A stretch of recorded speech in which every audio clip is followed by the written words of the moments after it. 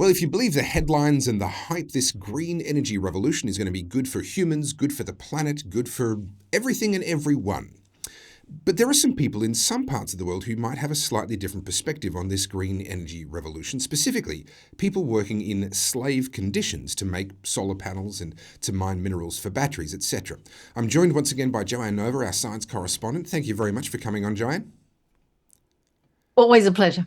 Now, this is something that you've known about for a very long time. I've known about for a long time. Anyone paying attention has known about this problem for a very long time. But there's recently been a new voice that has come out and really raised a surprising voice, if I'm honest, and is raising the alarm on this issue.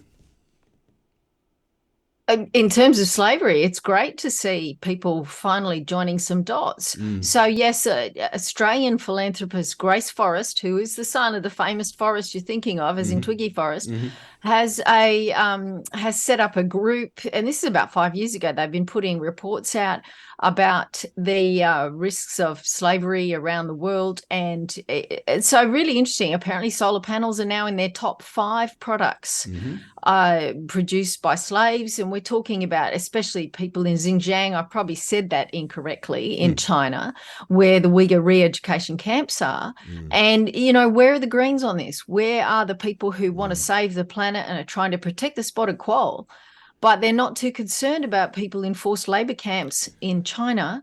And then, of course, there's all the children in the Congo, a different kind of slavery. The 12-year-olds working barefoot in cobalt mines in the Congo, where most of the cobalt comes for the batteries. Well, you mentioned the Greens. I had an astonishing experience when I was in Tasmania last year, and I had a situation where Bob Brown was on television, and I'm sitting there watching television. I don't normally do that, but I had nothing else to do. I'm watching television, and Bob Brown was there doing a puff piece all about this green energy revolution. And he was saying that we needed to have this revolution that involved all these wind turbines and solar panels and batteries, grid-scale battery storage and all of this. And he acknowledged that we needed enormous amounts of resources for this green energy revolution, but we shouldn't increase mining in Australia in order to get those resources. So the interviewer asked him and said, well, where should they come from? And my jaw hit the floor as I heard him answer and say, well, we should get it from Africa.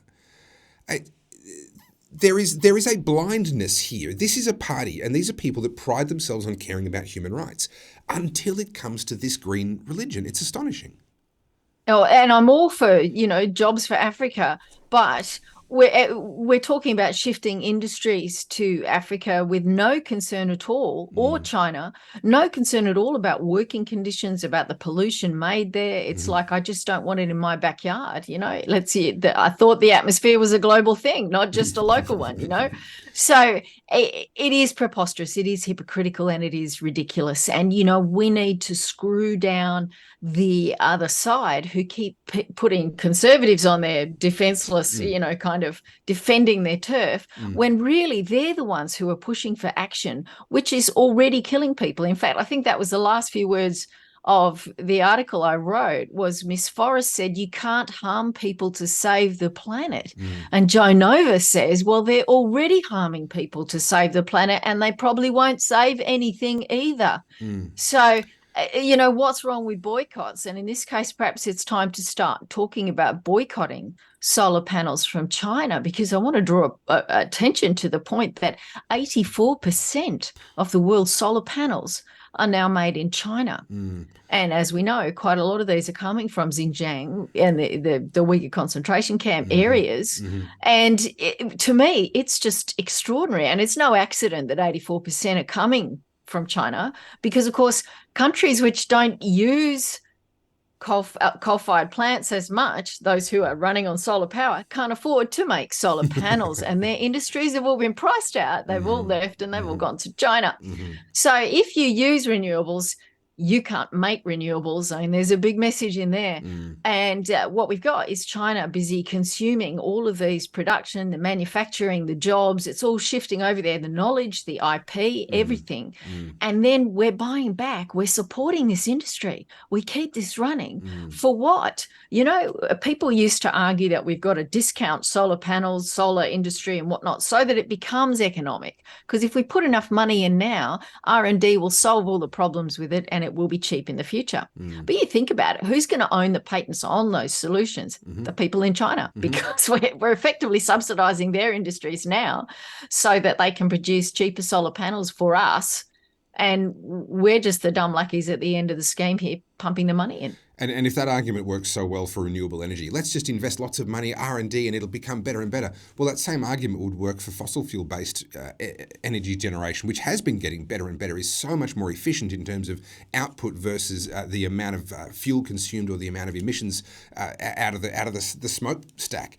Topher, don't get me started. Another day we will have to talk about the fact that we could get high energy hot coal plants in Australia that are something like, I think, between like 10 and 20% more efficiently. So there's an instant CO2 saving if you do that, and you still have reliable energy. But no one's even talking about that. Other countries in the world have much more advanced coal-fired power stations running high temperatures with lower pollution than ours are. It's kind of crazy. Why are we waiting, hoping that we'll catch up to Indonesia or China one day?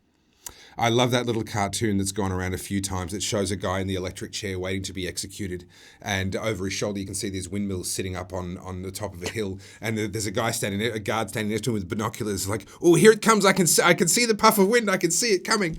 It's funny, but this is the future that we've made for ourselves. Our industry waiting for a puff of wind. Very sardonic humour you've got going there, Topher. Boy, whew.